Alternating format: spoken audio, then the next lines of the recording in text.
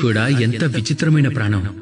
ఎంతో ఎక్కువగా ధనం సంపాదించాలి అనే కోరికలో వారి శరీరాన్ని నష్టపరుస్తాడు. అతని శక్తిని కోల్పోతాడు, అతని సామర్థ్యాన్ని కోల్పోతాడు. అలాగే ఏ ధనమైతే సంపాదించాడో అది ఎక్కడికి వెళ్తుంది?